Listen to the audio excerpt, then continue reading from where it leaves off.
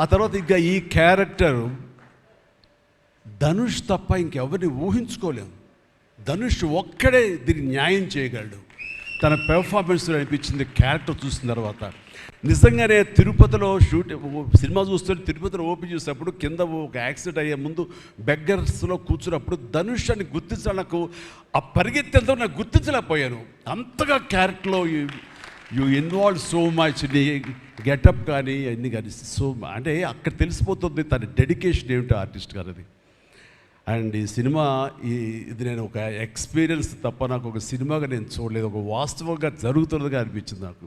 And Shekhar Kammula డీటెయిల్డ్గా నేను మిగతా అందరి నుంచి మాట్లాడే ముందు అసలు నువ్వేమిటి, నీ ఆలోచన విధానం ఏమిటి అనేది ఇట్స్ ఎంటైర్లీ డిఫరెంట్.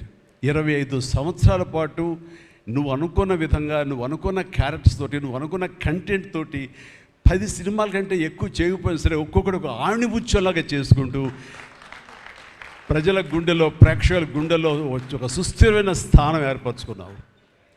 అండ్ ఆ మధ్యకాలంలో మీరు నా ఒక పోస్టర్, మీరు 25 years పోస్టర్ మీరు రిలీజ్ చేయాలనుకున్నప్పుడు అది మీట్ అవ్వడానికి, అతనికి టైం ఇవ్వడానికి నాకు నిజంగా 3-4 days పట్టింది. అంత పంతం, అంత పట్టింపు ఏంటి నేనంటే, సార్ మీకు గుర్తుందో లేదో, మీ 88లో మీ సినిమా స్టేట్ రౌడీ షూటింగ్ ఈ రోడ్ల మీద జరుగుతున్నప్పుడు నేను ఫస్ట్ టైం మిమ్మల్ని చూశాను. నేను ప్రేమించే మనిషి నా ఎదురుగా ఉన్నాడు, కలిస్తే బాగుండు అనుకుంటే పోలీసులు ఎవరు రాని పరిస్థితి. కానీ మీరు ఎందుకు నన్ను చూసి ఇటు రాని పిలిచారు, నన్ను ఒక్కడనే పిలిచారు, నేనే మీ దగ్గరికి వచ్చాను.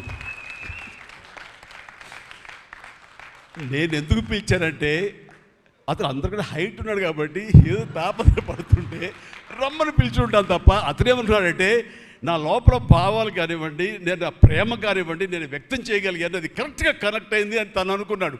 బట్ ఏమనుకున్నా సరే వచ్చిన తర్వాత నన్ను మీట్ అయిన క్షణం ముందు వరకు భవిష్యత్తులో ఏం చేయాలో తెలియదు, ఎడ్యుకేషన్ ఉంది కాబట్టి ఎట్టెళ్ళాలో తెలియటువంటి 17-18 years ఉంటాయి అప్పుడు అతనికి. 36 years అయిపోయింది కలిసి, ఫస్ట్ టైం కలిసి. ఆ క్షణాన నన్ను చూడగానే, నాతోటి కూర్చోగానే, నాతో మాట్లాడగానే, నేను నా షేక్ హ్యాండ్ తీసుకోగానే ఆ క్షణం డిసైడ్ అయిపోయింది. యాంబిగ్యూటీ, డౌట్ లేదు, ఖచ్చితంగా నేను సినిమా ఇండస్ట్రీలో సెటిల్ అవ్వాలని ఆ రోజు నిర్ణయించుకొని తను చెప్పడం అన్నది నాకు ఎనలేని సంతోషంగా ఉంది. నేను గర్వించే, నన్ను ప్రేమించే మనిషి, నన్ను అభిమానించే మనిషి ఈ రోజున ఈ స్థాయిలో ఉండి ఇంతమంది చేత ప్రశంసలు పొందుతున్నాడంటే కనుక హ్యాట్స్ ఆఫ్.